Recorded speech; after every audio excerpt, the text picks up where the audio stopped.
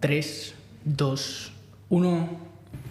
Bienvenido, bienvenida a Mindflow Podcast, el podcast que vela por tu salud física y salud mental. Te recordamos que te recomendamos que vayas a dar un paseo o al menos te tires unas sentadillas con nosotros para mejorar tu salud y la de tu corazón. Vamos a ello, ¿no? Vamos a tenernos, ¿cuántas hoy? Capítulo 12 sentadillas. Let's go, let's get it. Vamos. Go. Hoy voy a meter. A por ahí.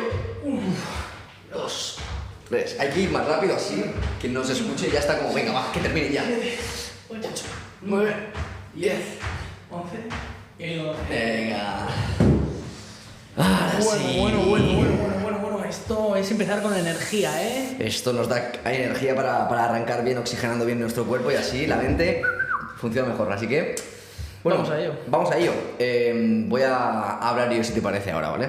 Hoy vamos a tener la oportunidad, todos y todas, de escuchar a Didac. Pues vamos a hacer unas cuantas preguntas como fisioterapeuta en activo y pues al final también como estudiante de psicología. Lanzar unas cuantas preguntas en relación al mundo de la fisioterapia, que quizá muchas personas pues también se cuestionan, y vamos hoy a comentar diferentes cosillas y lo que vaya saliendo. Creo que puede ser muy interesante y sobre todo, como siempre, juntando esta parte de la fisioterapia con la psicología, ¿no? Como comento, cuerpo y mente. Así que yo creo que algo con lo que empezar, algo con lo que romper el hielo es para ti, Didac. ¿Cuándo es el momento perfecto para acudir al fisio? Es decir, mucha gente va al fisio cuando está realmente jodido o jodida. Pero ¿tú crees que es interesante también acudir a este de manera pues regular sin tener todavía ninguna molestia? Vale, aquí hay varias cosas.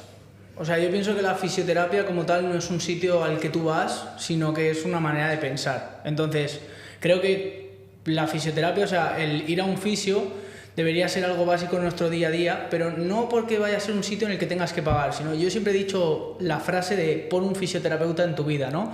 Pero más que pon un fisioterapeuta en tu vida sería pon fisioterapia en tu vida. Yo cuando era pequeño, pues mi padre es farmacéutico, ¿no? Y en casa pues lo típico de que cuando pasaba algo pues siempre había medicinas muy al alcance, que por suerte pues no hemos consumido demasiadas, ¿no? Porque pues bueno, no es necesario muchas veces. Y el hecho de estudiar fisioterapia me dio una cantidad de herramientas y una calidad de herramientas muy diferente a la que yo estaba acostumbrado. Entonces, el hecho de entrenar, por ejemplo, el ejercicio terapéutico, el hecho del calor, frío, el saber cuando, si me molesta algo, pues saber, entender que igual no es nada malo, ¿no? Todas estas cosas lo sabes si vas al fisio, si eres fisio o si estudias algo relacionado con la fisio. Entonces, yo creo que es básico que haya una parte de nuestra vida que esté dedicada a esta terapia física, más allá de que seamos profesionales o no.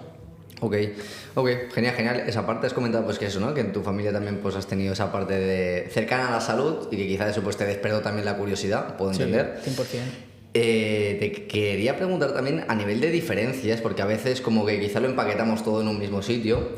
Quizá lo tenemos más separado, el tema de entrenador y fisio, pero cuando se habla de fisioterapia, quiropráctica, un osteópata, ¿no? Como que todo va metido en el mismo saco. ¿Es lo mismo? ¿No es lo mismo? ¿Sabéis cómo explicar algo en qué se diferencia cada área?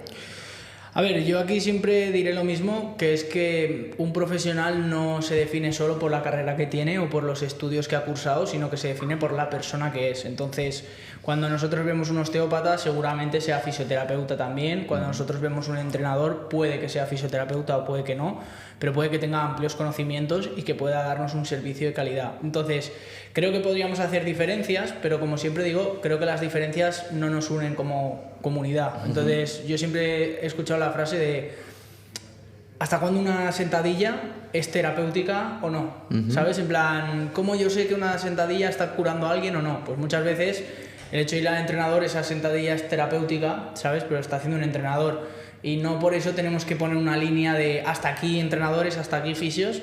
Creo que la clave y lo enriquecedor como tal sería que hubiera un servicio en el que haya un fisio y un entrenador trabajando conjuntamente para que la persona que hay se enriquezca de los dos servicios. Por ejemplo, un osteópata, un quiropráctico, normalmente son personas que trabajan mucho más en camilla. Sí que es cierto que un osteópata lo ve todo de un punto de vista mucho más holístico.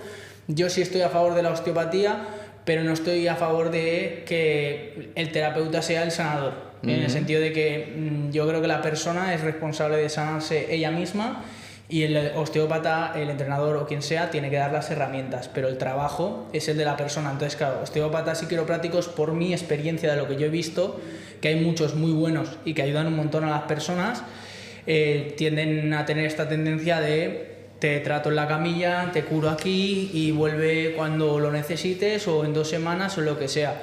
¿Eso quiere decir que no funcione? No, quiere decir que es otra forma de trabajar a la que yo no... De abordarlo diferente. Sí, yo no estoy tan a favor, pero por lo que te digo, porque para mí cada uno es responsable de su salud.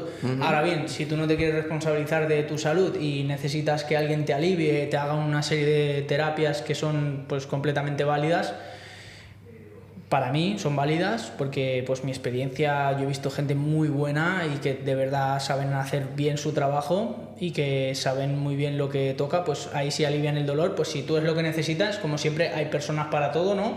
Si es lo que necesitas, creo que sí. Entonces, esa diferencia más de un fisioterapeuta, quizá más de camilla o un... ¿Sabes? Mira, me has preguntado, ¿hay diferencia entre un osteópata, un fisioterapeuta y un entrenador? Te diría que hay más diferencias entre los propios entrenadores, entre los propios fisios, que no entre las profesiones, porque igual tú eres entrenador y yo soy fisio, pero más o menos hacemos lo mismo, ¿sabes? Ayudar a las personas a mejorar su calidad de vida a través del movimiento. Pero luego yo voy a un fisio con los que yo me formé y son gente que está trabajando en una camilla. Entonces, no es que sea más o menos válido, sino que creo que va pues con la forma de pensar. Yo me he sanado a través del movimiento, a través del ejercicio y me he responsabilizado yo de mi salud. Entonces yo hago que mis pacientes hagan lo mismo.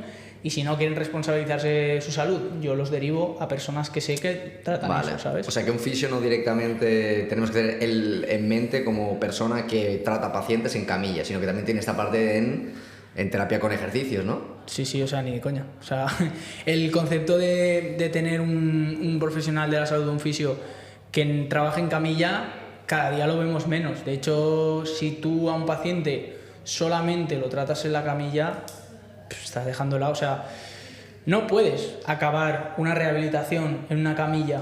La rehabilitación tiene que acabar en lo que hace la persona. Pongamos, es un deportista, la rehabilitación ¿dónde tiene que acabar? En el campo. Es una persona mayor que pasea todos los días y que le gusta subir a la montaña, ¿dónde tiene que acabar la rehabilitación? Subiendo a la montaña, ¿sabes? O sea, la camilla está bien en fases iniciales para hacer algún tipo de valoración y demás, pero cuando salimos de ahí es limitar la rehabilitación completamente. Okay. Y mira, tema de, por ejemplo, ahora, ¿no? Que comentabas, valoración. Yo, imagínate, ¿vale? Soy una persona que no ha ido al fisio nunca. O he ido de pequeño o nunca, ¿no? Y bueno, yo qué sé, me pasan el contacto de alguien porque me ha empezado a doler o he empezado a sentir molestias en la zona del hombro derecho. Vale. Y me dice, tío, yo conozco este fisio, tal, ve ahí porque sé que es bueno. Yo llego ahí y digo, vale, ¿cómo cojones puedo saber si este fisio es bueno, si me está valorando bien? O sea, ¿qué herramientas o qué tips tú dejarías aquí para aquellas personas como que se inician en este mundillo, que van por primera vez, para tener un poco de control de saber si esta persona sabe lo que está haciendo, si no sabe tanto? ¿Qué podrías decirnos sobre esto, tío? Mira, lo que yo he visto clave, o sea, tanto si vas al médico como si vas al fisio, como si vas a cualquier profesional de la salud, cualquier doctor, lo que sea, la clave está en la entrevista. La entrevista, que muchos profesionales se la saltan por ir lo típico, tú pagas 50 pavos por 1 hora y tú quieres que, venga, trátame, tócame, hazme algo porque tal. Pues eso no es así. O sea, un buen profesional lo que va a hacer va a ser gastar de esa hora, igual gasta media hora, 45 minutos, en hincharte a preguntas.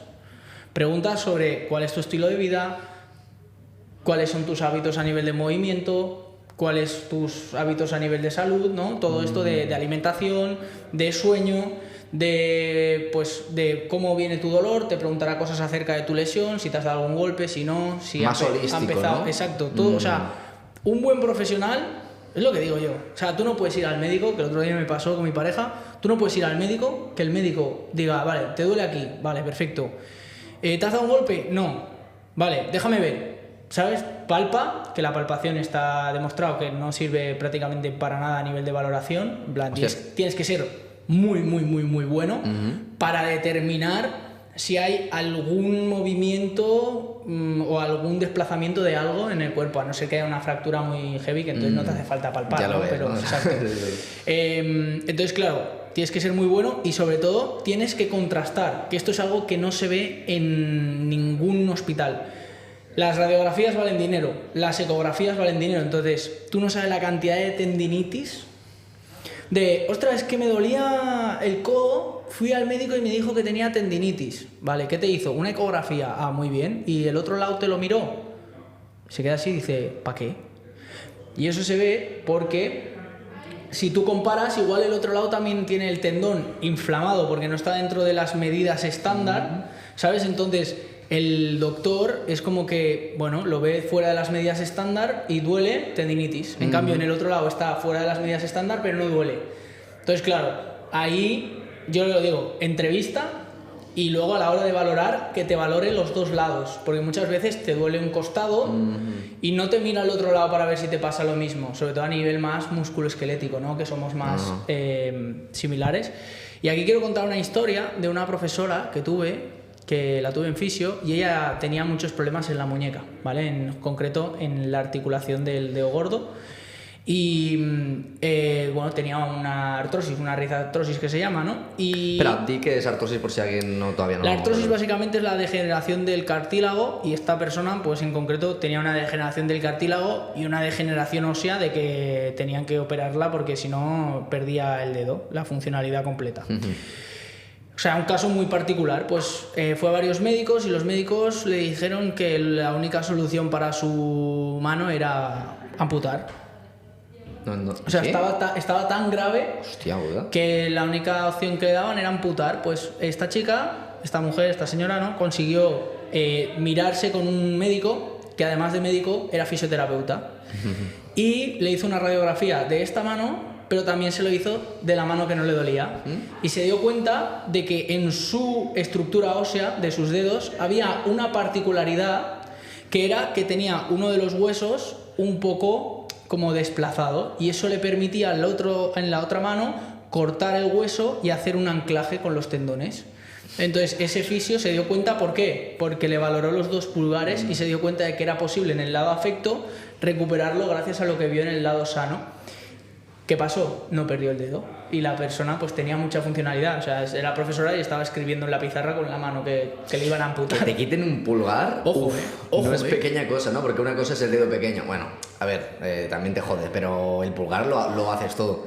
O sea, me estás diciendo que para aterrizarlo, ¿no? Y para que la gente también lo entienda quizá, que una persona, o sea, que yo, que voy al fisio, para saber si aquella persona realmente es buena, como primer paso, me puedo centrar en si me está valorando más allá de lo que realmente me duele, ¿no? Si está viéndome desde un punto más...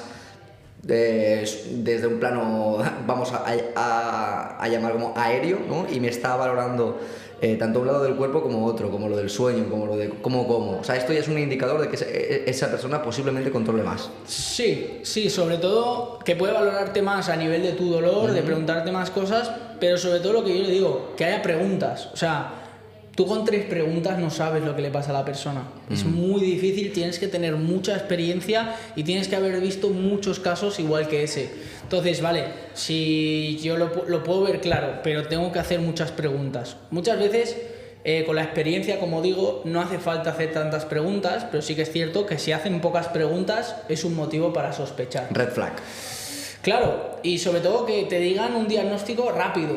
Yo de eso tampoco me fío. En plan, no me has hecho ninguna prueba de imagen, no me has hecho ninguna valoración ni me has estado preguntando un buen rato y me das un diagnóstico rápido, sal de ahí, ¿sabes? Porque lo he visto con mi familia, lo he visto conmigo, lo he visto con un montón de personas. Si vas al fisio preguntándole ¿qué tienes? Y te dice, no, es que tienes una distensión. Y luego iré a ese fisio y le preguntaré ¿qué es una distensión? Y me dirá, pues cuando el tendón se estira y tal y cual. Y luego te darás cuenta de que hay mucha nomenclatura que no encaja. Otro caso. Okay. El otro día fui con mi pareja al médico porque le dolía la zona costal y yo le valoré y dije, esto es muy raro. No me cuadra ningún síntoma, tal. Y nada, fue al médico, pasamos a la consulta, tal, no sé qué, se empieza a encontrar fatal. Y el médico le hace 2 preguntas. Le dice, ¿te has dado algún golpe? ¿Cómo te llamas y qué día es? Sí. ¿Te has dado un golpe? No. Vale. ¿Dónde te duele? Aquí. Vale. Le empieza a tocar, no sé qué. Claro, mi novia muriéndose del dolor. Y le dice, ¿aquí? Y le dice que no, que me duele aquí. Ella tocando, ¿sabes? Y dice, nada, esto se quita los guantes. Dice, esto es una contractura muscular. Y se la pena. Me quedé yo así mirándolo. Y claro, yo sé que las contracturas musculares no existen. En plan, porque no hay ¿Por prueba. qué? Coméntalo. No hay prueba de imagen que nos diga que hay una contractura muscular. En plan, no hay ninguna imagen en la que digamos, donde lo típico de tengo una contractura, pues ahí te pasarán el ecógrafo y no saldrá nada. Claro, la típica en el cuello, no estoy contracturado. Tengo un nudo, no existe nudo. eso. Yo prefiero llamarlo tensión muscular. Tienes una cierta tensión muscular que puede ser molesta, que seguramente la causa en sí del malestar no sea tanto la tensión, sino será lo que está fallando. Normalmente suele ser un tema más postural, ¿no? Que te genera pues una descompensación y una cierta tensión, sobrecarga en otra parte. Que bueno, sobrecarga tampoco es un término que me guste mucho, ¿no? Pero para que nos entendamos. Pero eso, entonces dijo contractura muscular. Claro, yo me quedé así, yo 100% sabía que no era una contractura muscular, sabía que era algo raro y yo lo que me salió a preguntarle fue ¿y cómo sabes que no está rota la costilla? Se me quedó así y me dice, porque si estuviera rota la costilla no podría ni siquiera soportar el tacto de no sé qué, de la apófisis no sé cuántas, ¿sabes? Se me puso súper técnico el tío así. Quiso defenderse, ¿no? Y le dije, bueno, le dije, tú eres el médico, ¿sabes? En plan, si es una contractura, es una contractura. Le dieron relajante muscular, Roboxim, paracetamol y le pincharon diazepam en el culo. O sea, sé lo que es. Venga, márchate. Total, a los 3 días, fiebre de 41 grados, porque tenía una pielonefritis, que para quien no lo sepa es una infección en el riñón. Claro, ojo, yo no tengo tanta experiencia, pero yo valoré las vísceras en el sentido de dije, hostia, pues sí podría ser algo más interno, porque no me cuadra el dolor que tienes, no era un dolor mecánico, ¿sabes? De me duele cuando me muevo, tal, no sé qué, era algo muy raro. Cuando es algo muy raro, suele venir de otro lado, ¿sabes? Claro, los fisios no somos expertos tampoco en infecciones o tal. Pero claro, urgencias y algo serio, o sea, casi tuvimos un susto muy heavy. Ya, y no claro, es fácil eso, claro. Es una historia común que le puede pasar a cualquier persona y yo lo cuento aquí porque claro, para que os veáis, un médico hizo pocas preguntas, no valoró adecuadamente y claro, pues yo siempre digo, si no, tienes que ir a otro médico. Nosotros porque, bueno, dijimos, va, será algo leve, no pasará nada y tal, pero claro, cuando ya le dio la fiebre dije, esto no me cuadra, ¿sabes? Volvimos a ir y ya te digo, tuvo que estar en el hospital un día entera ingresada y un montón de antibióticos y tal, para ponerse bien. O sea, de lo que era una contractura, acabó siendo algo súper grave que, como decía mi padre, con unas tiras que hay de orina que no cuesta nada, pues se hace una prueba para ver si la persona tiene alguna infección o algo y te quitas de dudas. No se le hizo ninguna valoración, es lo que te digo, no hubo preguntas, no hubo descarte, no hubo nada, ¿sabes? Y fue como un, venga, va, sal, que tiene que pasar el siguiente. Sí, pero no era fisio. No, era médico.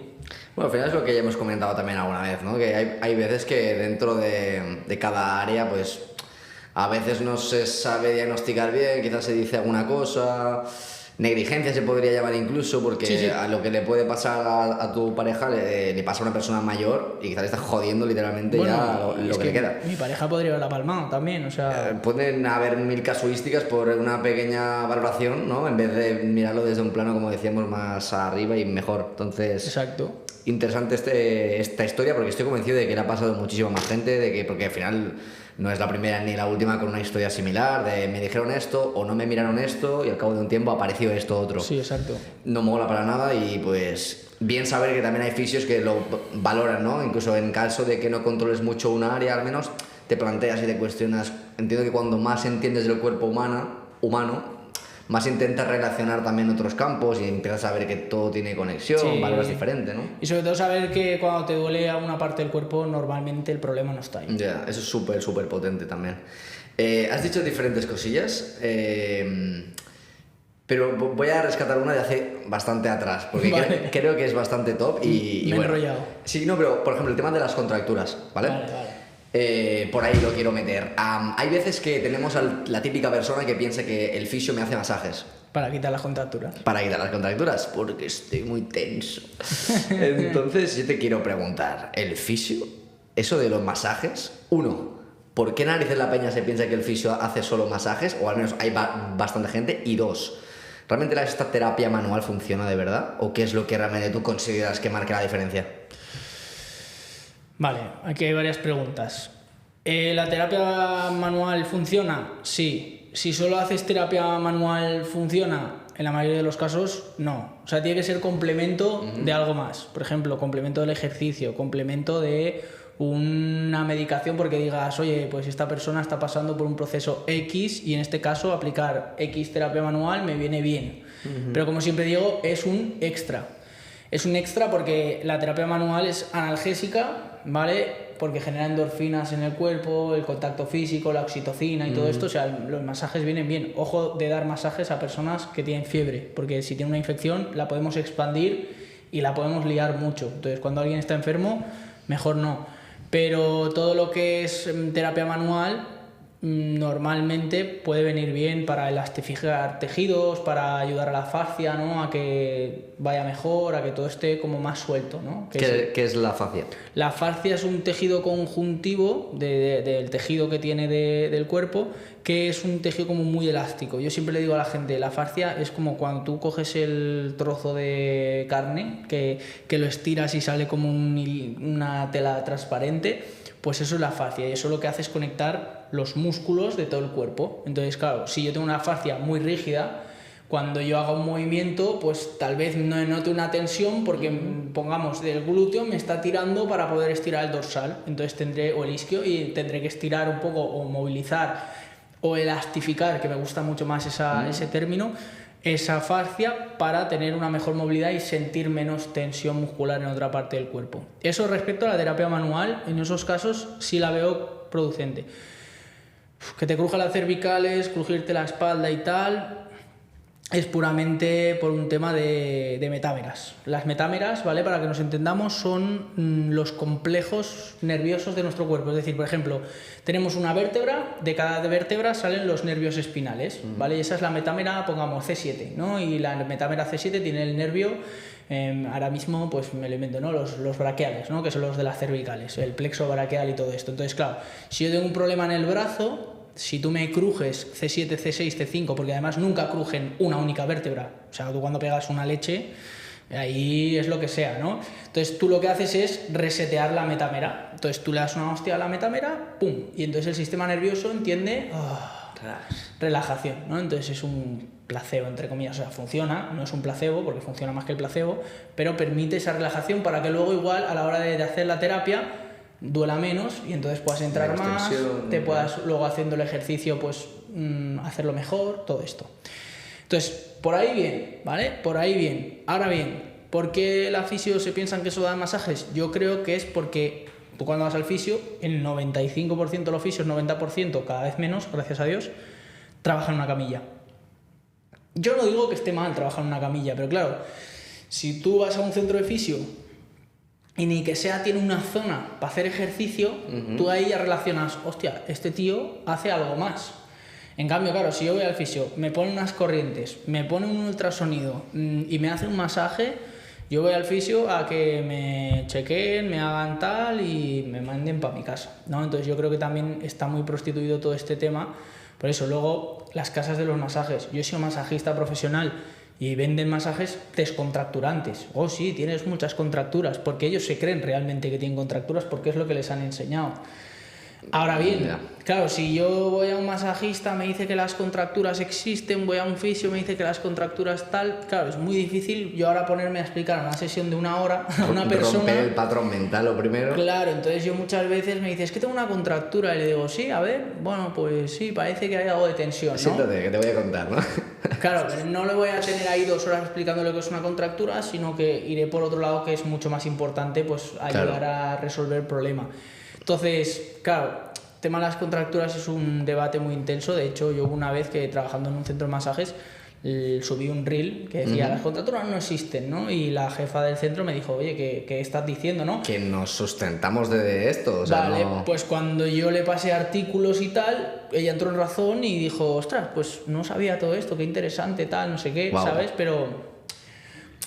Hay que ir con ojo, ¿no? Porque, claro, incluso si alguien que tiene un centro, o sea, la verdad que te la jugaste un poco, porque ¿no? Pensar a alguien que tiene un centro, que lo vende como tal, y que tú le pongas, no, las contracturas no existen. La verdad siempre por delante. Se lo tomó bien, yo creo. Sí, o sea, al principio no, pero cuando vio que había un sustento científico detrás y que yo iba muy claro con lo que decía, pues se sorprendió y me dijo, joder, cuántas cosas voy a aprender de ti, ¿no? A la hora de trabajar. Y es lo que le digo, prefiero vender un masaje como relajación, como calma y demás, que no vender un descontracturante cuando sé que no estoy quitando ninguna contractura. Claro. Que luego el tema de los puntos gatillo, de la punción seca, todo esto, ¿no? Pues si yo he visto que funciona, no sé por qué al 100%, ¿no? Pero claro, al final dices, no existen las contracturas, pero el punto gatillo es lo mismo que una contractura, ¿no? Lo podremos ver en siguientes episodios que quizá podemos entrar cuando lo mires bien. Exacto. Básicamente decir que normalmente ponemos nombres, como en el siguiente episodio que lo veremos, ponemos nombres a cosas que no sabemos lo que son.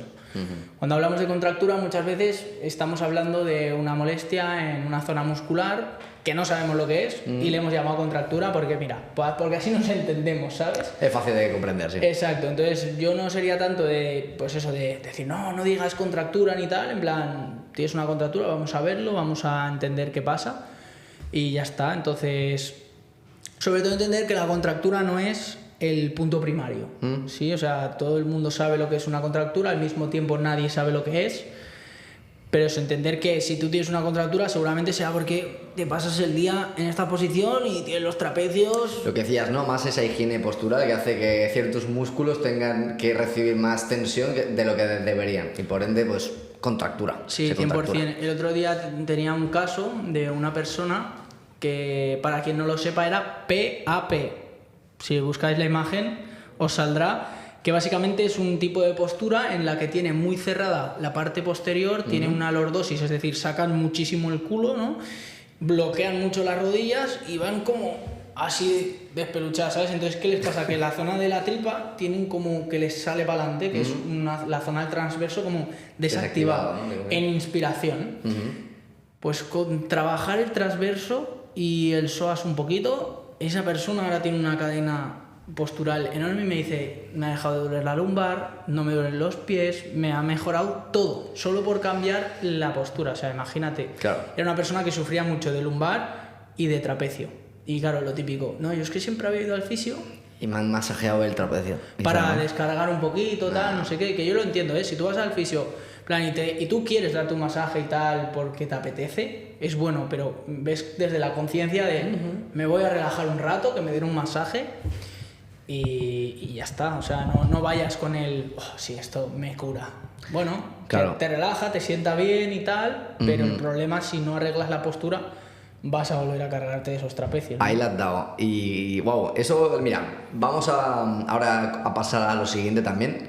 En relación a esto, ¿no? Que tú cuando vas al fisio tienes que trabajar. O sea, luego no es que la sesión del fisio te puede, pues vamos a ponerlo entre comillas, ¿vale? Arreglar, ¿no? En el momento, pues porque quizá te da esos tips, esas correcciones posturales y dices, ostras, pues sí que estoy mejor. Me siento bien. Pero ¿qué pasa luego? O sea, vamos a poner en bandeja esto, ¿vale? Porque tú, querido espectador, espectadora, sé que quizás has ido al fisio y te ha dicho, esto lo tienes que hacer en casa, esto te pone deberes.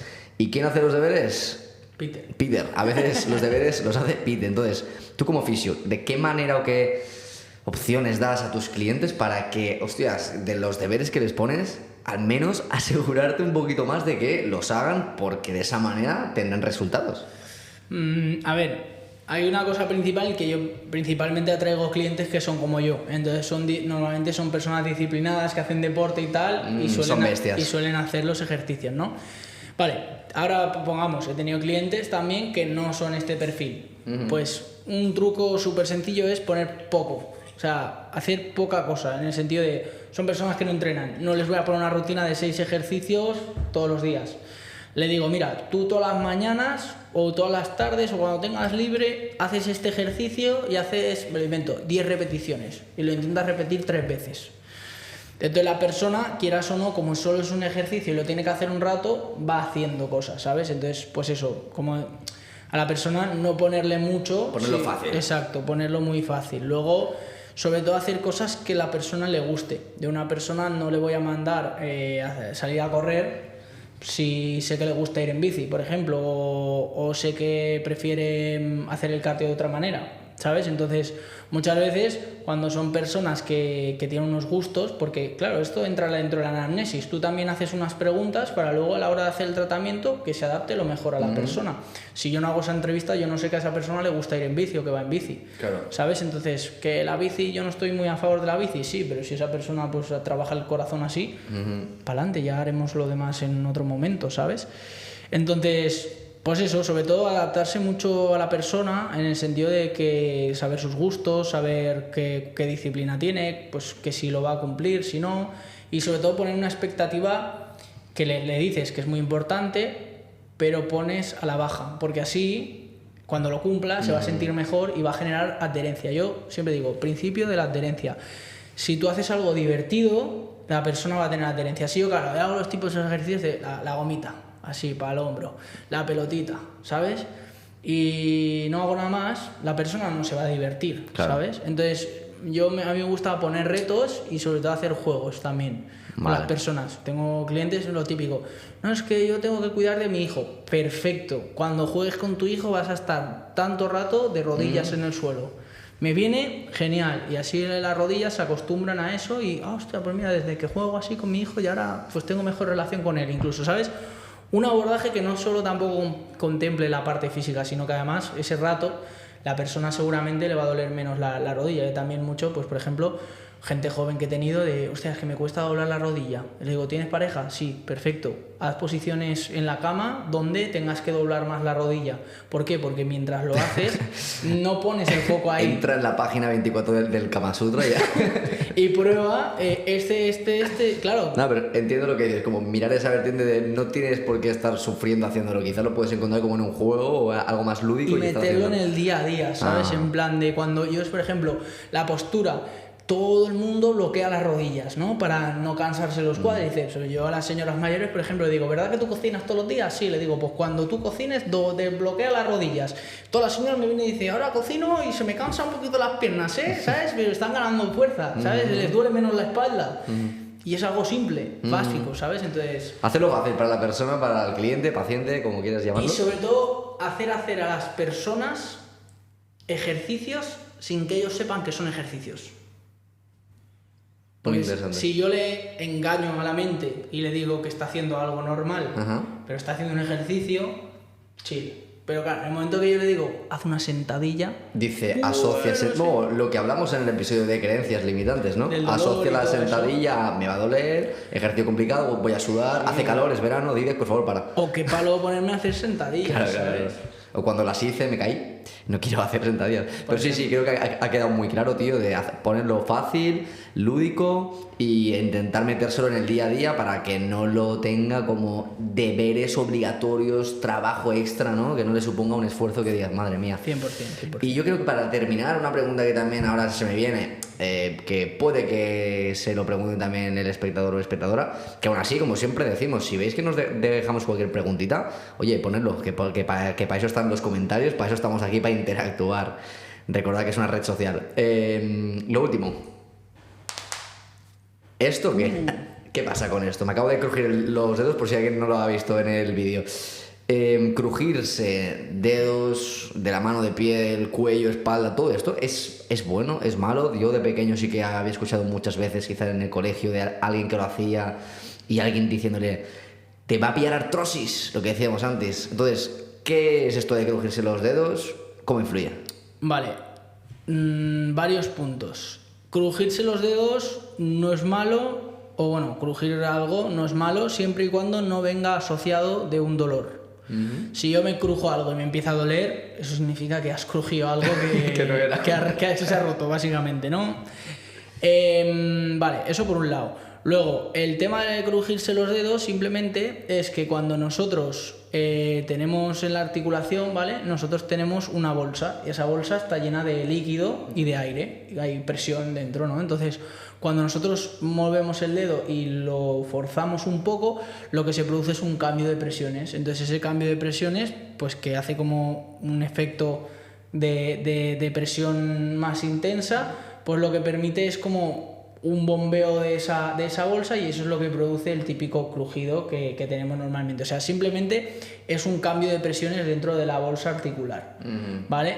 No es malo crujirse los dedos. Yo siempre digo, con exceso todo puede ser malo, ¿no? Pero en principio crujirse los dedos y tal, no. Volvemos a lo de antes, de la metámera. Un crujido con sentido. Busco una articulación que sé que tiene una relación directa con la parte que le molesta a mi paciente, pego una castaña, hay un crujido, hay una mejora en el sistema nervioso central. En este caso es un crujido con sentido. Crujirse los dedos, muchas personas se lo crujen porque han cogido vicio, que en ese caso pues no es bueno, pero si lo haces porque te viene bien, en plan te sienta bien, mucha gente lo típico de crujirse la espalda, ¿no? Lo típico de estás en clase. Yo por ejemplo lo hago bastante, no voy a mentir. Yo para mí no es nada negativo, ¿sabes? O sea, no considero que sea ni lesivo ni nada de eso, simplemente creo que pues hay que hacerlo con moderación.